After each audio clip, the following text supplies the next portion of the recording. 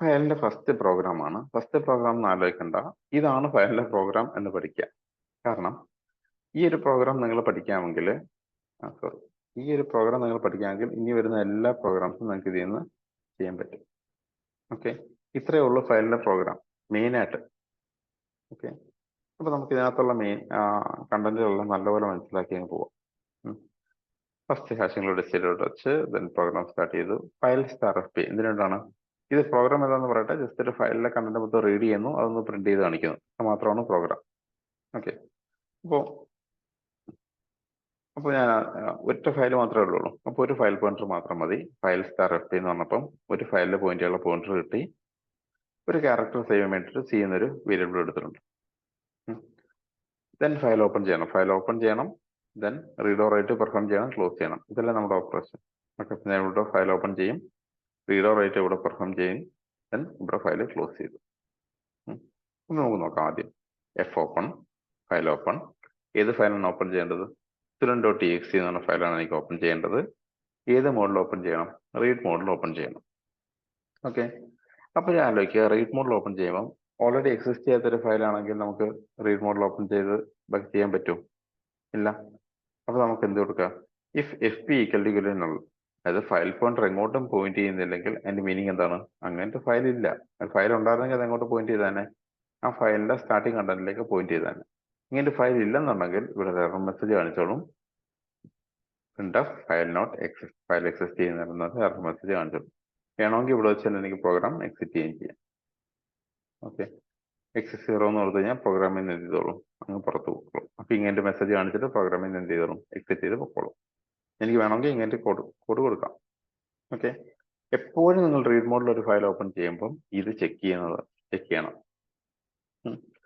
ഇത് തിയറി എക്സാമിന് എഴുതിയില്ലെങ്കിലും അത്ര കുഴപ്പമില്ല. ബട്ട് ലാബിൽ അങ്ങനെ അല്ലെങ്കിൽ നിങ്ങൾ ചെയ്തു നോക്കുന്നുണ്ടെങ്കിൽ നിങ്ങളിത് എഴുതി പോകണം. ഓക്കെ, സോ ഫയൽ ഓപ്പണിന്റെ കൂടെ നമ്മൾ എന്തും കൂടെ ചെക്ക് ചെയ്ത് നോക്കും? എററും കൂടെ ചെക്ക് ചെയ്ത് നോക്കും. മനസ്സിലായോ? ഇനി അടുത്തത് ഈ ഒരു ഫംഗ്ഷനെ പറ്റി ഞാൻ പറയാൻ വിട്ടുപോയിട്ടുണ്ട്. എഫ് ഇ ഒ എഫ് എന്ന് പറയുന്നത് എൻഡ് ഓഫ് ഫയലിൽ ചെക്ക് ചെയ്യുന്ന ഫംഗ്ഷനാണ്. F E O F file end of file. Okay, ഈ ഫംഗ്ഷൻ ചെയ്യുന്ന ഇത്രയാണ്. ഫയൽ പോയിന്റർ ഇപ്പോൾ പോയിന്റ് ചെയ്തുകൊണ്ടിരിക്കുന്നത് ഇ ഒ എഫ് എന്ന് പറഞ്ഞ ക്യാരക്ടറിലാണെങ്കിൽ, എൻഡ് ഓഫ് ഫയൽ എന്ന് പറഞ്ഞ ക്യാരക്ടർ ആണെങ്കിൽ അത് 1 എന്ന് റിട്ടേൺ ചെയ്യും. ഓക്കെ, അത് എൻഡ് ഓഫ് ഫയൽ അല്ലെങ്കിൽ അത് 0 എന്ന് റിട്ടേൺ ചെയ്യും. എന്താണ്? എൻഡ് ഓഫ് ഫയൽ ആണെങ്കിൽ അത് 1 എന്നും, എൻഡ് ഓഫ് ഫയൽ അല്ലെങ്കിൽ അത് 0 എന്ന് റിട്ടേൺ ചെയ്തുകൊണ്ടിരിക്കും. അപ്പൊ ഫയലിന്റെ എൻഡ് ആയോ ചെക്ക് ചെയ്ത് നോക്കുന്ന പരിപാടിയാണ്. അപ്പൊ നമ്മളിത് ലൂപ്പ് യൂസ് ചെയ്യുന്നത് എങ്ങനെയാ നോക്കിയേ? Not F E O F of F P എന്ന് പറഞ്ഞു കഴിഞ്ഞാൽ ഫയലിന്റെ എൻഡ് ആണെങ്കിൽ എന്ത് റിട്ടേൺ ചെയ്യും? 1 റിട്ടേൺ ചെയ്യും. 1ന്റെ നോട്ട് എടുക്കുമ്പോൾ എന്തായി പോകും? 0 ആയി പോകും. അപ്പൊ എൻഡ് ആയി കഴിഞ്ഞാൽ വൈൽ ലൂപ്പിൽ നിന്ന് എക്സിറ്റ് ആവും. ഒന്ന് ആലോചിച്ച് നോക്കുക. ഇപ്പൊ ഇതാണ് എന്റെ ഫയൽ. ഫയലിന് ഫസ്റ്റ് ക്യാരക്ടറിലോ അല്ലെങ്കിൽ ഇൻ ബിറ്റ്വീനിലുള്ള ഏതെങ്കിലും ക്യാരക്ടർ നിൽക്കുമ്പം ഈ ഫംഗ്ഷൻ എന്താ റിട്ടേൺ ചെയ്തുകൊണ്ടിരിക്കുന്നത്? 0 ആണ് റിട്ടേൺ ചെയ്യുന്നത്. 0 വരുമ്പോൾ നമ്മളിവിടെ നോട്ട് ഓപ്പറേഷൻ യൂസ് ചെയ്യുന്നുണ്ട്. അപ്പൊ 0യുടെ നോട്ട് പറയുമ്പോൾ എന്താവും? അത് ഫോൾസിന്റെ നെഗേഷൻ പറയുമ്പോൾ എന്താവും? അത് ട്രൂ എന്നാവും. അപ്പൊ വൈൽ ലൂപ്പ് വർക്ക് ചെയ്യും. അപ്പൊ അതായത് ഇതിന്റെ ഇടയ്ക്കുള്ള ഏത് ക്യാരക്ടർ റീഡ് ചെയ്താലും ഈ വൈൽ ലൂപ്പ് വർക്ക് ചെയ്തുകൊണ്ടിരിക്കും. എപ്പോഴായിരിക്കും വൈൽ ലൂപ്പ് എക്സിറ്റ് ആവുന്നത്? ലാസ്റ്റ് ക്യാരക്ടർ റീഡ് ചെയ്യുമ്പോൾ, എൻഡ് ഓഫ് ഫയൽ എന്ന് പറഞ്ഞ ക്യാരക്ടർ റീഡ് ചെയ്യുമ്പോൾ ഫയലിന് എന്ത് ചെയ്യും? അത് എക്സിറ്റ് ചെയ്യും. മനസ്സിലായല്ലോ? ഓക്കെ, അപ്പൊ ഇതാണ് ഫയലിന്റെ എൻഡ് വരെ ചെക്ക് ചെയ്യാനുള്ള ലൂപ്പ്.